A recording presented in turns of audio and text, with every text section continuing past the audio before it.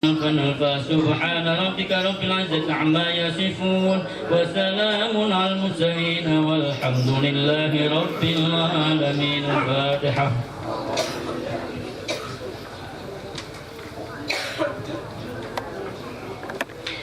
يا رب بالمصطفى بلغ مقاصدنا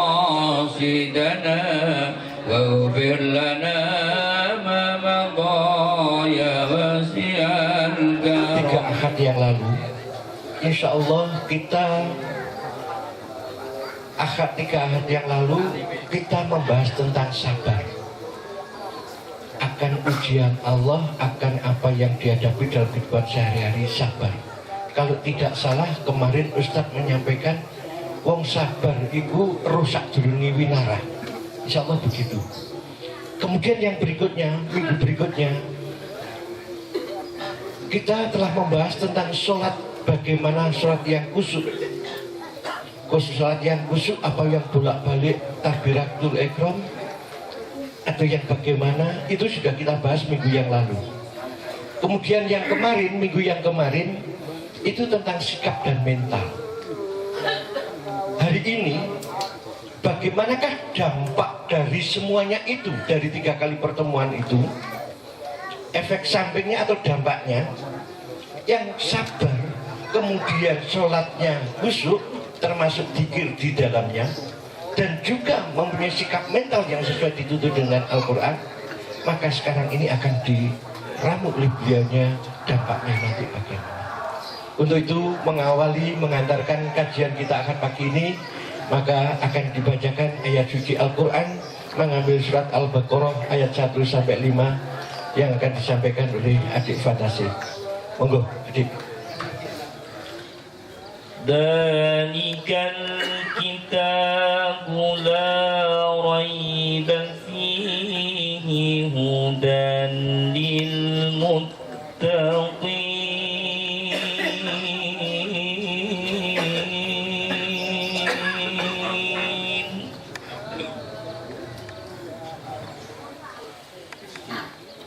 Wa ma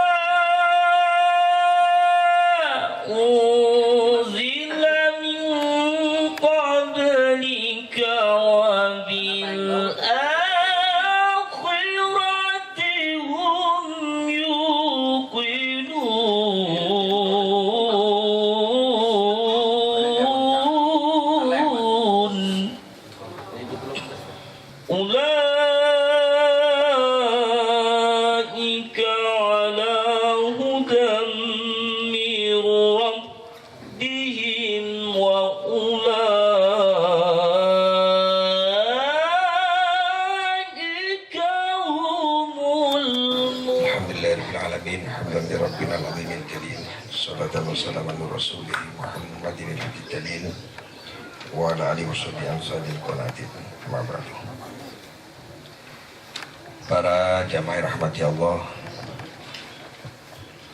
alhamdulillah kita bersyukur kepada Allah karena setiap Ahad pagi kita diberi sehat, diberi sempat, diberi kekuatan iman yang bisa akhirnya kita duduk di sini mendengarkan bacaan Al-Quran, mendengarkan sholawat dan mengaji 1, 2, 3 ayat. Mudah-mudahan ini bagian dari ikhtiar kita untuk menuju keridhaan Allah Subhanahu wa Ta'ala. Para jamaah rahmati Allah, kemarin kita mengkaji tentang sabar dan sholat yang merupakan satu kesatuan, yaitu ayat wasta'inu bis-sabri was-shalah. Kata kuncinya kemarin wa innaha, sesungguhnya, itu domirnya domir tunggal, artinya kata ganti tunggal, tapi padahal di depan ada 2, yaitu sholat dan sabar, sabar dan sholat. Wa innaha lakabiratun, sesungguhnya satu kesatuan sabar dan sholat itu maksudnya begitu. Bertemunya sabar dan sholat itu sangat berat. Illa alal khosiin, kecuali orang-orang yang khusyuk. Orang yang khusyuk itu orang yang mempertemukan ibadah sholatnya dengan sabarnya. Pertemuan kedua hal inilah yang disebut khusyuk. Itu sudah kita bahas kemarin. Yang kedua kemudian ada ayat Inni anallah la ilaha illa ana. Sesungguhnya aku ini adalah Allah, tidak ada Tuhan selain aku.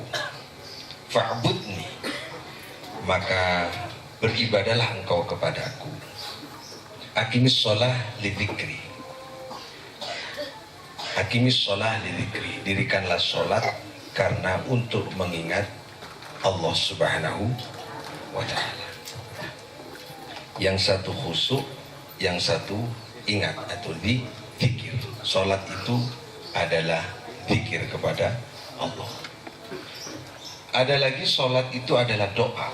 Dari sisi makna, sholat itu doa, sholat itu dzikir. Sholat itu harus mempertemukan antara sholat dan sabar. Kemarin ketika kita di Wisma Atlet, kita bicara tentang sholat yang merupakan kebalikan dari musallin yang ada di surat Al-Maun. Fawailul lil musallin alladzina hum an sholatihim sahun. Untung ada ayat ini. Mungkin bahasa saya nggak tepat ya. Untung ada ayat ini. Kalau nggak ada ayat ini, kita akan jadi olo-oloan.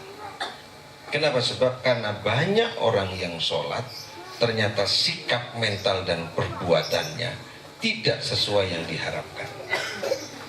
Saiful Jamil itu sholat.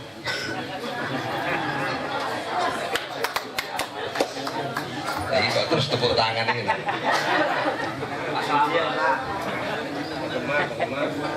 Gitu. Bawa surban kemana-mana. Iya toh?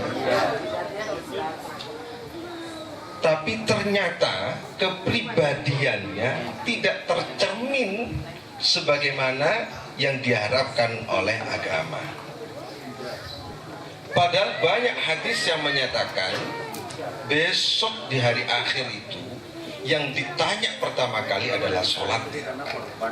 Kalau sholatnya bagus, maka seluruh amalnya bagus. Sholat yang bagus itu apa dan seperti apa? Yang bagaimana? Apakah yang dimulai dengan takbir lalu ditutup dengan salam dengan bacaan yang fasih? Apakah gerakannya yang bagus? Apakah yang tumak ninahnya dalam arti tidak bergerak sama sekali? Bahkan tidak berkedip mungkin? Dan seterusnya. Saya kira banyak orang yang sholatnya itu dalam waktu sholat itu bagus, tapi perilakunya tidak bagus.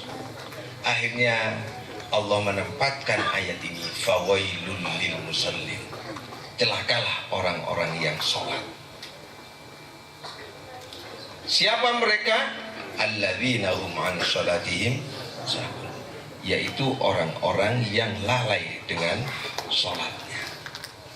Gak sama antara sholat yang diawali dengan takbir dan ditutup dengan salam dengan sikap perilaku keseharian. Ini bab Saiful Jamil.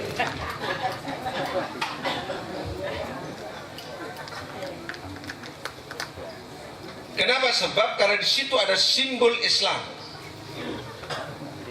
Kita utarakan di sini karena ada simbol Islam. Kalau nggak disampaikan nanti orang tidak akan bisa membedakan mana yang Islam dan mana yang perilaku orang Islam. Karena dia selalu bawa dulu ada namanya siapa yang ustadz yang dukuni itu? Guntur Tumi. Menyebut seseorang dalam rangka untuk pelajaran bagi kita itu nggak apa-apa. Karena kita tidak sedang menghasut. Ini untuk mengingatkan kita agar penampilan kita sama dengan perilaku. Coba lihat di Indosiar itu, ketawanya seperti orang yang tidak pernah susah, betul nggak? Tapi hari ini insya Allah lebih susah daripada orang yang susah, karena ancamannya 15 tahun. Oleh karena itu dari peringatan ini maka kita harus hati-hati. Yang kita akan kaji adalah mari kita bersama-sama menyamakan antara sholat kita dengan perilaku kita, sehingga tidak diidentikan antara Islam dan orang Islam. Maka ada pernyataan seorang tokoh dari Irak yang diundang di forum PBB. Dia disuruh mengenalkan tentang Islam. Dia hanya menyampaikan dua hal. Pertama, dia menyampaikan dalam pembukaannya, jangan salahkan Islam kalau ketika ada orang Islam yang melakukan kesalahan. Karena kadang-kadang antara Islam dan orang Islam itu tidak sama. Dua hal ini yang disampaikan. Pertama, Nabi mengajarkan, ajaran Nabi adalah cintailah orang lain seperti kamu mencintai diri sendiri. Itu Nabi. Dibuka dengan itu. Ini adalah Islam. Mencintai orang lain seperti mencintai dirinya sendiri. Betapa Islam itu adalah agama kasih sayang. Yang kedua, dia menyampaikan setiap kali orang Islam ketemu orang Islam selalu mengucap salam, keselamatan, rahmat semoga tetap atas kamu sekalian. Berarti orang Islam itu menebar kedamaian. Islam menebar kedamaian. Islam menebar kasih sayang. Kalau ada orang Islam yang tidak menebar kedamaian dan tidak menebar kasih sayang, berarti jangan diidentikan bahwa itu Islam. Begitu maksudnya para jamaah rahmati Allah. Nah, akhirnya sholat itu merupakan satu kesatuan.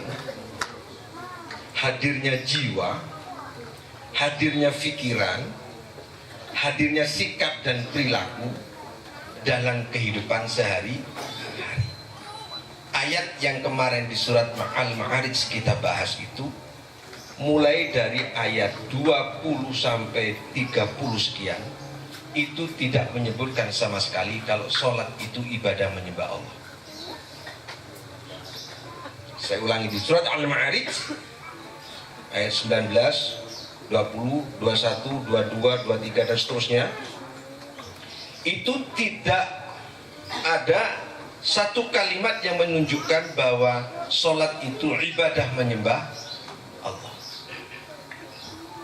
Tapi sholat yang menyembah Allah itu disebut di ayat yang lain, khusus surat Al-Ma'arij.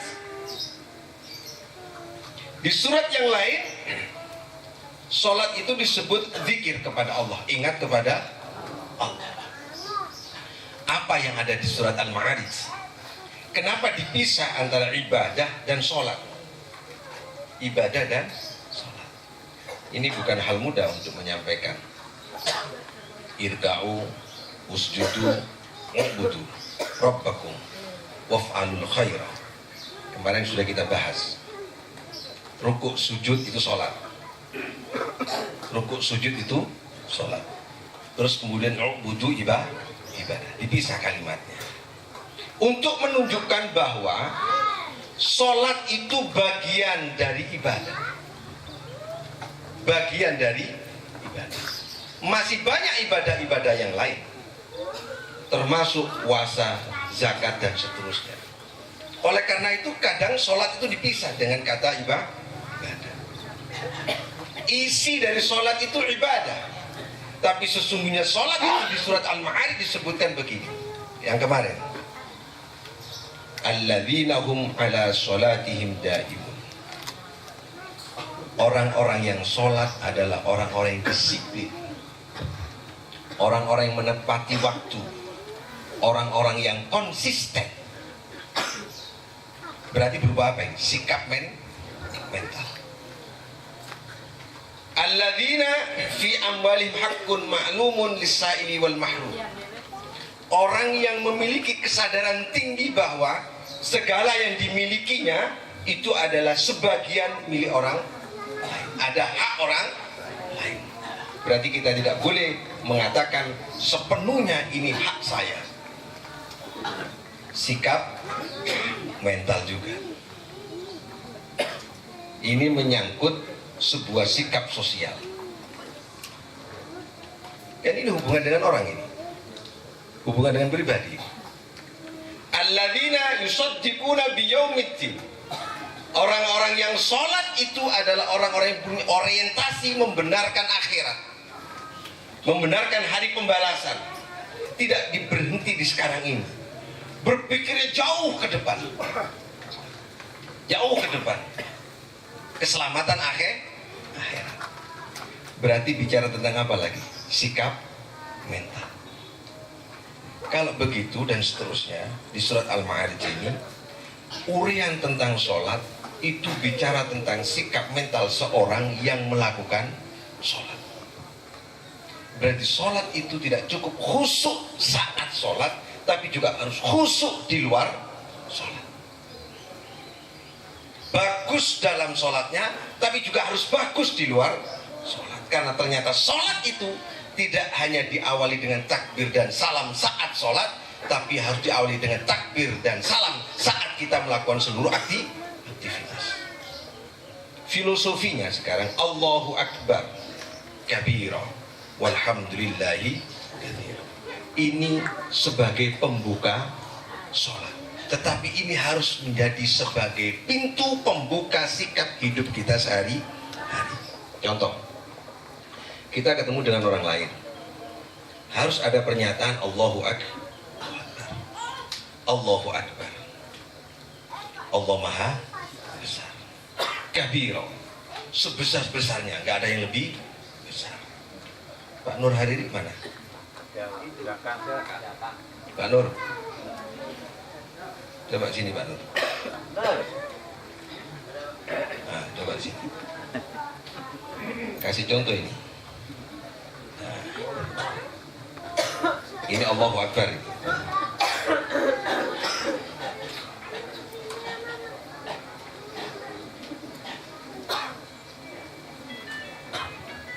Pak Nur Hariri ini, sini Pak Nur, sekali-kali naik pentas. Coba lihat wajahnya Pak Nur. Ada wajah susah? Ada wajah gelisah? Enggak ada rekayasa ya? Tanpa rekayasa, lelak senyum. Baru saja beliau ini, jangan keburu. Sekali-kali Pak Nur ini saya bilang, ngajinya biar aku seger-seger ini, biar gak terlalu tegang. Iya. Ini Pak Nur ini baru saja ditinggal putra tercintanya karena putranya itu ditabrak kereta. Coba lihat wajahnya.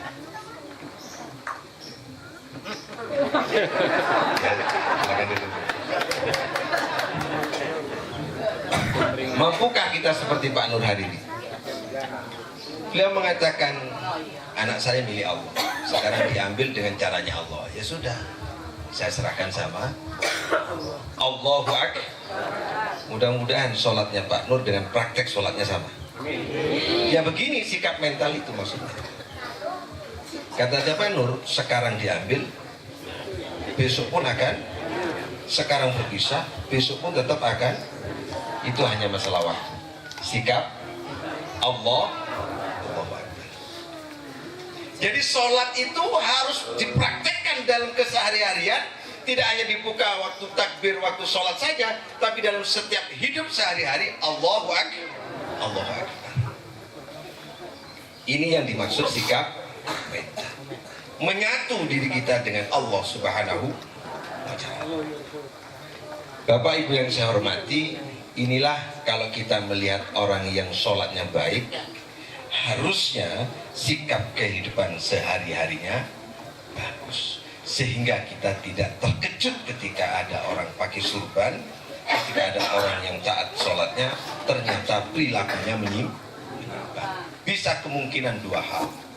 Karena memang dia tidak konsisten dengan sholatnya, bisa jadi itu kekhilafan yang sangat besar, kemudian dia memang mendapatkan musibah dari Allah Subhanahu wa Ta'ala. Mudah-mudahan kita semua tidak diganggu dengan ujian yang berat seperti ini. Para jamaah rahmati Allah, sekarang kaitannya dengan apa yang disampaikan Gus Khalid di malam Sabtu. Saya mohon malam Sabtu bisa ikut di hari malam Sabtu itu. Sholat itu doa. Sholat adalah doa. Ada pertanyaan dari Pak Hamzah luar biasa. Pak Hamzah ini bertanya kepada Gus Khalid. Gus, kita kan disuruh doa. Kita akan mendapatkan fadilah apabila kita menjalankan ibadah. Kalau sholat duha, fadilahnya ada dapat rezeki. Kalau sholat tahajud, fadilahnya kita akan mendapatkan maqamam mahmudah. Kalau kita baca ini akan dapat ini. Keterangannya Gus Khalid itu begini Bapak Ibu. Kalau sudah sholat, ini harus hati-hati nih. Pelan-pelan ini ya. Kalau sudah sholat, kalau sudah ibadah, kalau sudah wiridan, contoh konkretnya, kalau sudah duha, itu kemudian jangan minta rezeki. Berarti kagak Allah ini rezeki. Padahal sholat duha itu adalah sholat yang di dalam doanya untuk minta. Kata Gus Khalid, jangan di situ, berhenti nanti, jangan berhenti di situ. Katanya Pak Hamzah, terus dua ini yuk nopo? Tahajud, Allahu Akbar. Muga-muga anak kula didadosaken anak sing pinter, anak sing solelan, soleha. Terus cerita besoknya cerita. Alhamdulillah tahajud saya luar biasa. Dengan tahajud anak saya sukses. Oh jangan itu katanya Gus Khalid. Jamaah pada bingung semua Pak. Kok ngono? Ngajine kok ngono? Kok gak oleh? Kok mandek nang ngono? Pak Hamzah tanya, iki ya opo karepe? Ternyata rahasianya begini. Bapak Ibu yang saya hormati, iki rada mendelik didik.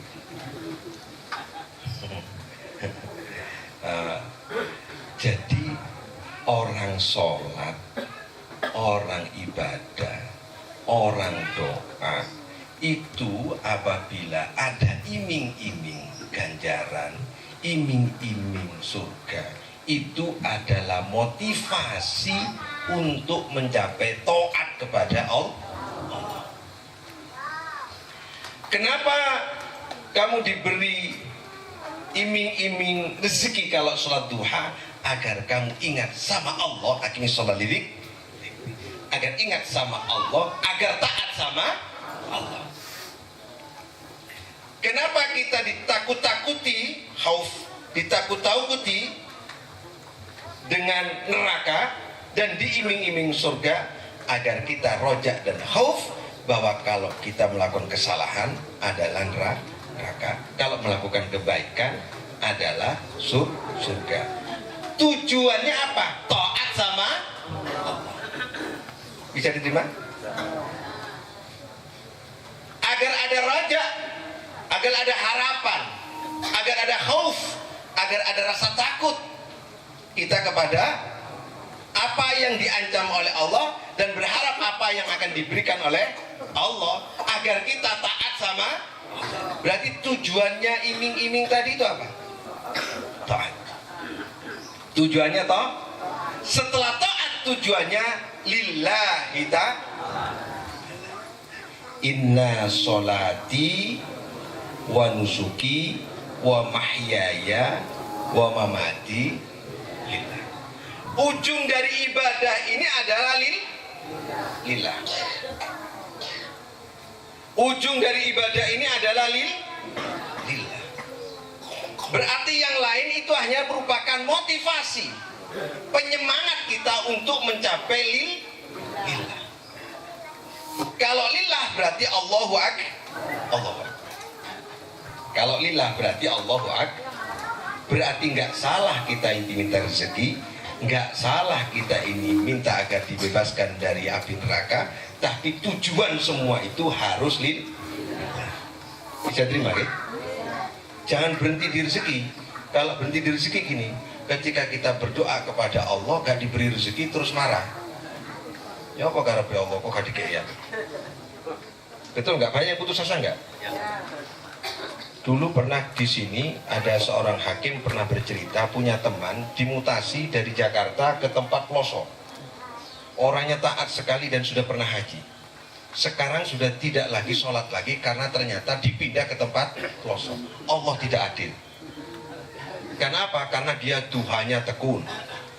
Terus kemudian puasa Senin Kemisnya luar biasa. Ternyata kok dipindah di pelosok. Ini nggak adil, saya sudah sholat. Berarti sholatnya tidak lil. Itu bukti bahwa kalau kita punya tujuan selain Allah, kita akan putus asa. Maka jawaban yang kedua dari Gus Solik kepada Pak Hamzah adalah, lek dungo ya napa Gus? Terus si Gus sing ngeten. Wong lek sik ndonga njauk rezeki, njauk iki, berarti sik gurung lillah. Ya napa niki? Ngeten karepe. Doa itu ibadah. Salat itu adalah doa. Doa itu ibadah kepada Allah. Ibadah mahdhah itu. Wajib hukumnya. Setiap orang berdoa kepada Allah wajib hukumnya. Tapi itu ibadah. Tentang ijabah, tentang dikabulkan apa tidak, itu hak prerogatifnya Allah. Jenengan pun dikte Allah. Ya Allah, kula nedhi rezeki benjing kula pingin coba sepeda mboten gadah yatra ya Allah. Kok gak teko-teko sepedae. Nah iki jenenge dikte Allah iki. Kula kalian jenengan punya kewajiban berdoa kepada Allah, Allah punya hak prerogatif untuk mengabulkan atau tidak mengabulkan. Kaitan dengan sholat apa? Sholat itu doa. Maka kalau kita sholat, pasrahkan semua kepada Allah. Kalau kita berdoa kepada Allah, pasrahkan semua kepada Allah. Mau diterima, mau diberi, mau dikabulkan, semua itu merupakan hak Allah. Bisa diterima? Karena kita sering putus asa sebab ternyata kok amal perbuatan kita tidak linier, tidak sama dengan hasil yang kita peroleh. Kelihatannya kan begitu Pak. Wis ngaji bendino. Kok gak sugi-sugi ya? Nah, enten kan ngoten. Berarti sholat itu adalah lillah. Berarti sholat itu adalah ingat sama Allah. Berarti sholat itulah sikap batin ibadah kepada Allah. Tentang rezeki, tentang ganjaran, itu merupakan hak Allah. Mau diberi atau tidak, itu urusannya Allah. Kata nggih? Subhanallah walhamdulillah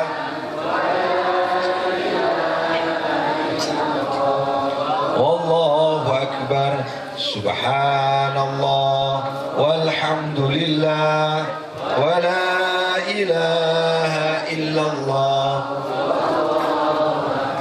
Subhanallah walhamdulillah wa la ilaha illallah wallahu akbar.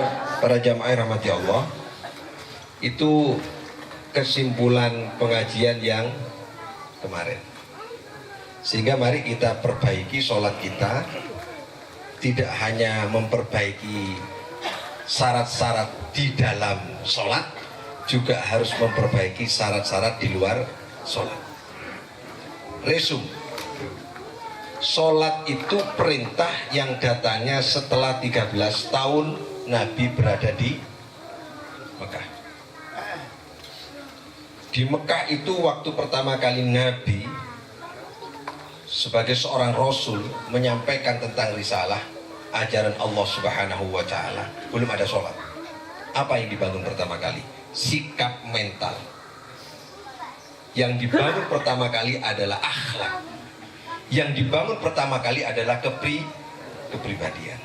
Yang dibangun pertama kali oleh Rasulullah SAW adalah perbuatan sehari-hari, tutur kata, ketauhidan, keyakinan kepada Allah Subhanahu wa Ta'ala. Akidah yang pertama kali. Ini yang pertama, fondasi dan akarnya ada di situ. Kemudian setelah kuat umat Islam waktu itu, maka sholat itu diturunkan. Maka orang-orang yang sholat itu harus memperkuat akar tauhidnya dulu, menguatkan keyakinan. Bukan berarti sholatnya menunggu ini. Si aku kurang patek yakin nih, sholatnya ngubur-ngubur, enggak gitu. Tapi proses ini harus menjadi gambaran bahwa kita harus punya akar kuat tentang tauhid kepada Allah Subhanahu wa Ta'ala. Maka ayat ini di surat Al-Baqarah itu alif lam mim dzalikal kitab,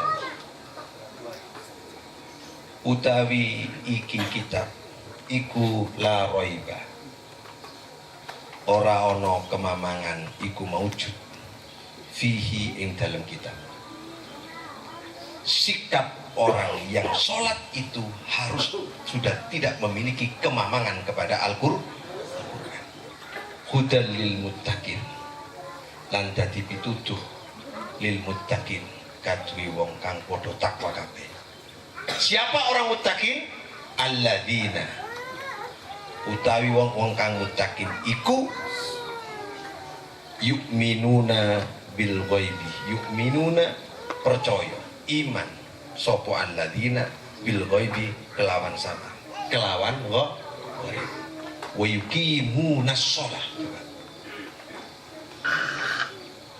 lan ngecekake lan jejekake sapa alladzina sapa muttaqin as-sholata ing sholat. Berarti orang yang sholat itu adalah bagian dari orang-orang yang bertakwa. Orang bertakwa itu mendapatkan petunjuk. Orang yang mendapatkan petunjuk itu la raiba fi, orang yang tidak ragu sama sekali dengan Al-Qur'an. Sikap apa ini? Sikap mental. Nggak ada keraguan kepada Allah Subhanahu wa Ta'ala. Nggak ada keraguan kepada Al-Qur'an. Nggak ada. Dan sholat ini tidak sendirian. Ada yu'minuna bil ghaibi wa yuqimunas shalah wa mimma razaqnahum yunfikun. Ada sedekah, ada zakat di sini. Berarti apa ini? Pribadi sosial yang kuat. Seorang yang punya kemilikan pribadi, yang pribadinya itu sangat baik dengan orang lain. Ini sholat. Nah, di dalam Al-Quran hubungan sejenis ini boleh nggak?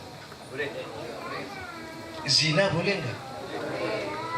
Kalau ada orang sholat lalu hubungan dengan lawan sesama jenisnya, cocok nggak dengan sholatnya? Mendapat petunjuk nggak kira-kira? Nggak dapat petunjuk. Karena orang sholat itu la raiba fi, tidak ada keraguan sudah dia, dan dia yakin bahwa Alkitab atau Al-Quran itu tidak ada keraguan di dalamnya, karena dia mendapatkan petunjuk. Nah sekarang kita jangan ngoreksi orang lain. Sekarang kita belajar dari kejadian orang lain. Sekarang kita, apakah kita dalam keseharian itu sholatnya yang bagus saat sholat itu kesehariannya ragu dengan Al-Quran? Didik ayat, didik Quran, mosok kau ngelioni. Karena ada orang yang sering ngomong begitu. Oke. Bapak Ibu yang saya hormati, sehingga sholat yang khusyuk tidak hanya dandani wocoan waktu sholat, tidak hanya menghadap kepada Allah, menghadap ke barat tanpa ada 3 kali gerakan agar tidak batal, tidak hanya memperbaiki wudhunya, tidak hanya memperbaiki baju dan memperbaiki tempatnya, tidak cukup di situ. Yang harus diperbaiki adalah perbuatan dan perilaku kita sehari-hari. Ini para jamaah rahmati Allah. Karena kita adalah orang yang mendapatkan petunjuk. Abot nih. Ono wong oleh petunjuk tapi kelakuannya kok gak sesuai petunjuk. Hudal lil muttaqin loh Pak. Angsal petunjuk, sinten sing angsal petunjuk niku muttaqin. Sinten wong muttaqin? Orang-orang yang sholat. Kalau begitu orang yang sholat adalah orang yang mendapatkan petunjuk. Kok ada orang yang kesehariannya tidak sesuai dengan petunjuk Allah? Berarti dapat petunjuk enggak? Berarti sholat itu bisa dipisahkan dengan perilaku sehari-hari? Tidak. Tidak bisa dipisahkan itu. Satu kesatuan. Berarti kita sebagai muslim haruslah orang-orang yang menyamakan, menyesuaikan, memadukan, mempertemukan antara sholat kita dan perilaku sehari-hari kita. Ini para jamaah rahmati Allah. Mantu niki sholawat nggih. Bapak Ibu yang saya hormati, kula nulis untuk wali ini. Wali ini. Oleh karena itu bahwa sholat itu harus tetap kita jaga syarat-syaratnya, rukun-rukunnya di dalam sholat itu sendiri, tapi juga harus kita jaga syarat-syaratnya sholat itu di luar sholat. Ada syarat sebelum sholat, ada syarat setelah sholat, ada syarat-syarat di dalam saat sholat. Coba kalimat ini luar biasa ini. Allahu Akbar, Allahu Akbar. Bismillahirrahmanirrahim. Dereng bismillah dibuka doa iftitah. Doa iftitah moro-moro ngeten. Kabiro. Ini lepas perbedaan antara yang maos Allahumma ba'id ini. Saya menggunakan kabiro dulu. Filosofi bahasanya, balaghahnya. Allahu Akbar kabiro. Kok moro-moro kabiro? Ngarepe kalimat napa niki? Wong matur walhamdulillah. Walhamdulillahi katsira. Kok moro-moro kabiro? Kabiro iku maf'ul mutlak. Nek maf'ul mutlak fi'ile sing ndi? Maf'ul objek subjeknya mana? Kok moro-moro kabiro? Kabiro ini objek. Kok moro-moro kabiro? Luar biasa kalimat ini. Jangan diperdebatkan kabiro apa Allahumma ba'id ini kira-kira malih. Coba kita dalami isinya saja. Gak situ sholat. Terus ya nggih. Allahu Akbar kabira walhamdulillahi katsira. Satu kesatuan itu. Allahu Akbar dengan kabira itu satu kesatuan. Sakjane ngeten. Allahu Akbar kabira walhamdulillahi katsira. Sing rancang lho saiki Interpol sing rancang nih. Sinten sing rancang nih? Allahu Akbar. Kan mandek toh? Kabira walhamdulillahi katsira.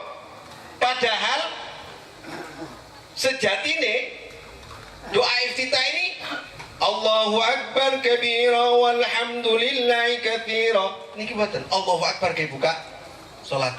Allahu Akbar kabira. Allahu Akbar, Allah Maha Besar. Kabiro sebesar-besarnya besar. Allahu Akbar Maha Besar. Waktu sendaket cek langsung kabiro. Beliau besar dan sangat besar. Tidak ada yang menyamai kebesarannya gitu karepe. Berarti napa niki sikap napa niki? Sikap walhamdulillahi katsira. Segala puji bagi Allah katsira, sebanyak-banyaknya. Gak ada yang bisa menandingi pujiannya. Maka dengan ini berarti sombong boleh nggak? Sombong boleh nggak ini? Sikap nggak ini? Sikap kan? Berarti kita merasa lebih baik, merasa lebih pinter, merasa lebih banyak amal. Misalnya ada orang yang sholat jamaahnya tekun banyak, ini misal tahajudnya tekun, duhanya tekun, terus ngomong begini, alhamdulillah aku lek sholat luar biasa, wis dikei kirodah kali Allah, maunah kali Allah, rahmat kali Allah, wis ngomongin ngoten pembukaan ini, aku iso luwih apik sholatnya timbangane awakmu. Lucu ini sing mboten edan. Lek kamu nih perasaannya ngeten, perasaan hatinya gini, saya lebih mulia daripada kamu karena saya sholat jamaah tidak pernah saya tinggal. Saya lebih baik daripada kamu karena saya tahajud tidak pernah berhenti, tidak pernah putus saya. Dua begitu. Allahu Akbar nomor betul nih, tidak ada, hilang Allahu Akbar nih. Ini adalah sikap. Maka Allahu Akbar tidak hanya ucapan, harus menjadi sikap. Ngoten karepe ngoten niki. Walhamdulillahi katsira. Maka urutannya kemudian wa subhanallahi bukratan, baru kita memuji dan mensucikan Allah Subhanahu wa taala dan menyatakan inni wajjahtu wajhiya lilladzi fataras samawati wal ard hanifan musliman wa ma ana minal musyrikin. Baru kita nyatakan bahwa aku menghadapkan diri wajahku ini kepadamu ya Allah. Inna sholati wa nusuki wa mahyaya wa mamati lillah. Mudah-mudahan kita ini tujuannya lillah. Mari kita berdoa kepada Allah, minta kepada Allah untuk anak-anak kita, untuk pondok kita, untuk daerah kita, untuk warga kita, siapapun yang kita doakan, dan doa untuk diri sendiri. Tapi semua doa kita gantungkan kepada Allah, dan kita yakini Allah pasti mengijabahi. Nggak usah menunggu kapan kita dikabulkan dan apakah ini pengkabulan atau diakui bahwa ini karena doa aku. Pokoknya pasrah kali Allah. Ngoten nggih. Yang penting ibadah kita lillah. Selawat Allahumma sholli ala sayyidina wa maulana Muhammad. Dan saya kira cukup dari saya. Mudah-mudahan ada manfaatnya para jamaah rahmati Allah. Semoga pondok ini segera selesai dan insya Allah masjid kita 3 bulan lagi Pak Haji. Pak Haji Gaddafi 3 bulan lagi insya Allah selesai, dan semoga dalam waktu 2-3 bulan kita sudah pindah di pondok, di masjid, ngajinya sudah pindah di masjid. Saya ulang Bapak Ibu, malam Sabtu jangan lupa kita ngaji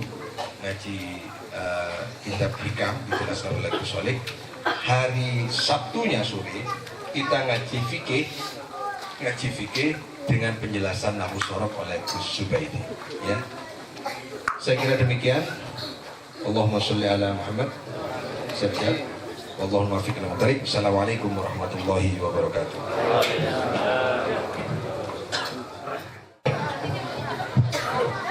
Kemudian para jemaah Allah, kajian Kiai Bisa kaitannya dengan rangkuman dari 3 kali pertemuan sudah usai. Mudah-mudahan apa yang beliau sampaikan dapat kita laksanakan dalam kehidupan kita sehari-hari.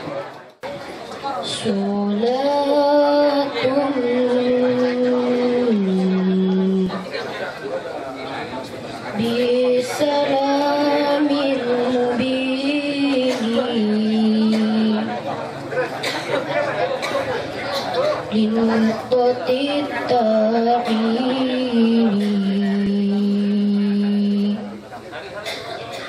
ya gharami sholatun bisalamil mubin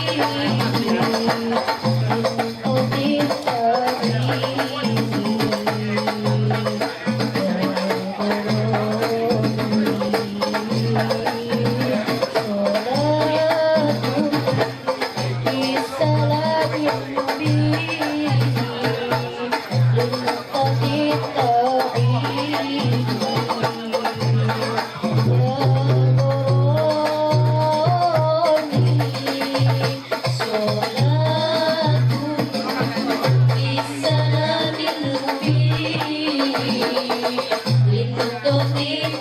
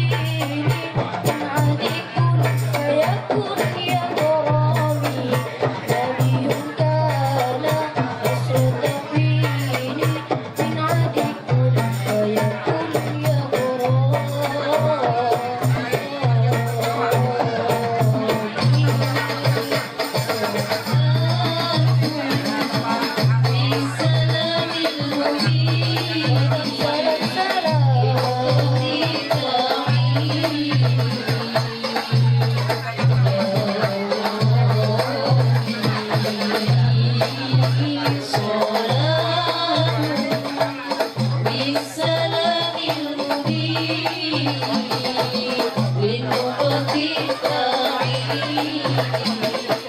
Baik para bapak, para ibu, para jamaah rahimakumullah, kami informasikan dana kaleng untuk operasional kita setiap akad itu tadi yang dititipkan terkumpul Rp1.050.000. Kami ulangi, dana yang terkumpul lewat kaleng Rp1.050.000. Alhamdulillahirrabbilalamin. Kemudian sebelum acara ini diakhiri dengan doa, kami informasikan kembali untuk akad depan kita sama-sama bersafari religi ngaji bareng datang SMA Negeri Srono, tempatnya di Wonosobo ke timur sedikit di Pak Haji Imam Suudi. Terima kasih untuk itu para bapak, para ibu. Yang terakhir kali saya mohon maaf kepada ibu-ibu atau bapak-bapak jamaah yang jadi koordinator yatim, mohon menyampaikan ke kami sehingga nanti kami bisa menjadwalkan kapan membawa untuk anak yatim, sehingga nanti tidak terjadi ada wis kadung diajak ke bocah cilik-cilik roh kancane nompo amplop dah niat cuwone. Dah niat cuwone atine nek kan gak padha karo kancane nompo amplop. Tapi kalau ini kita los terus, nanti kami yang kesalahan karena amanatnya itu untuk disalurkan bagi terjadwal insya Allah setiap akad 40 anak yatim. Maka dari itu mohon kesediaan koordinator membantu manajemen untuk menyampaikan pada kami, nanti akan kami jadwalkan. Terima kasih para jamaah. Mari kita akhiri pertemuan pada akad pagi ini dengan doa langsung dipimpin oleh kiai kita. Kami persilakan. Saya umumkan lagi, saya tidak bosan-bosan mengumumkan karena memang ini ngawiti untuk hari Jumat setelah maghrib persis maghrib itu kita ngaji babakan hati, babakan yang tadi saya kutip sedikit itu sengaja saya kutip biar Bapak bisa mengikuti di setiap malam Sabtu. Itu cocok untuk kalangan yang dewasa dan daniati soalnya. Artinya kita sudah dilatih untuk introspeksi diri melalui pengajian malam Sabtu. Ngoten nggih Bu nggih. Nanti kalau tempatnya nggak cukup, itu tanggung jawab Pak Haji Kadafi buka daerah. Fasilitatornya kan. Yang kedua, hari Sabtu Ba'da Asar. Nah ini sebenarnya sangat cocok bagi orang yang punya keinginan mendalami hukum, fikih, hukum-hukum itu, nanti diskusi tentang hukum, dan belajar tentang nahwu sorofnya, karena setiap kali membaca, khususnya setiap kali membaca, bacaannya itu dimuroti, ya, di-i'rab dulu, lalu kemudian dijelaskan isinya. Terus kemudian jamaah itu dilatih untuk membaca kitab gundulnya itu, baca di Jawa, dimaknai Jawa, setelah itu dijelaskan isinya. Gitu. Jadi bagi yang punya keinginan seperti itu Sabtu sore asar.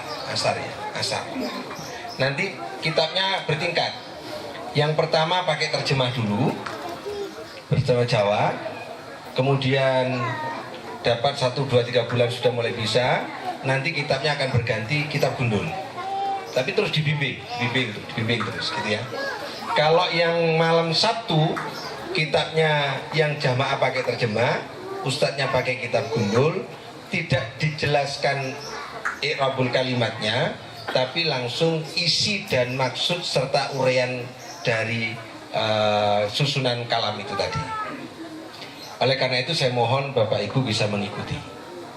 Yang ketiga, setiap maghrib selain malam Sabtu, malam Minggu, jadi malam Senin kayak nanti malam sampai malam Jumat, itu khusus anak-anak membaca Al-Quran mulai dari maghrib sampai isya. Jadi pondok ini sudah berjalan tinggal yang mondok sekarang nanti karena asramanya belum ada. Doakan saja mudah-mudahan semuanya sukses dan berjalan lancar. Al-Fatihah. Alhamdulillahirabbil alamin arrahmanir rahim maliki yaumiddin iyyaka na'budu wa iyyaka nasta'in ihdinas siratal mustaqim ghairil maghdubi 'alaihim waladdallin. Pengumuman yang kedua, kami butuh tenaga pengajar yang punya basic Al-Quran. Kemarin sudah datang ke saya satu lulusan IAIN Malang, dia jurusannya sastra Arab, ingin mengajar di sini. Kebetulan putranya Haji Muslihan. Nah, ini generasi muda yang bagus, perempuan, dia lulusan sastra Arab. Insya Allah akan jadi tenaga di sini. Ibu-ibu, bapak-bapak yang punya saudara, teman yang punya basic untuk bisa mengajar Al-Quran, bisa mengajar bahasa Arab di sini, silakan nanti ketemu saya langsung. Akan coba nanti kalau sudah kumpul semuanya, para ustadz dan calon ustadznya, akan kita bikin training khusus untuk para ustadz. Okay? Termasuk bapak-bapak yang mau menyiapkan dirinya untuk mengajar di sini, siapkan untuk mengikuti, nanti mendaftarkan ke saya. Setelah itu baru kita akan adakan TLT, Training of Trainer. Bismillahirrahmanirrahim. Hasbiyallahu la ilaha illa huwa alaihi tawakkaltu wa huwa rabbul arsyil azim. عليه توكلت وهو رب العرش العظيم حسبي الله لا إله إلا هو عليه توكلت وهو رب العرش العظيم حسبي الله لا إله إلا هو عليه توكلت وهو رب العرش العظيم حسبي الله لا إله إلا هو عليه توكلت وهو رب العرش العظيم حسبي الله لا إله إلا هو عليه توكلت وهو رب العرش العظيم حسبي الله لا إله إلا هو عليه توكلت وهو رب العرش العظيم بسم الله الرحمن الرحيم والعصر إن الإنسان لفي خسر إلا الذين آمنوا وعملوا الصالحات وتواصوا بالحق وتواصوا بالصبر بسم الله الرحمن الرحيم والعصر إن الإنسان لفي خسر إلا الذين آمنوا وعملوا الصالحات وتواصوا بالحق وتواصوا بالصبر بسم الله الرحمن الرحيم والعصر إن الإنسان لفي خسر إلا الذين آمنوا وعملوا الصالحات وتواصوا بالحق وتواصوا بالصبر سبحانك اللهم وبحمدك أشهد أن لا إله إلا أنت أستغفرك وأتوب إليك اللهم صل على سيدنا ومولانا محمد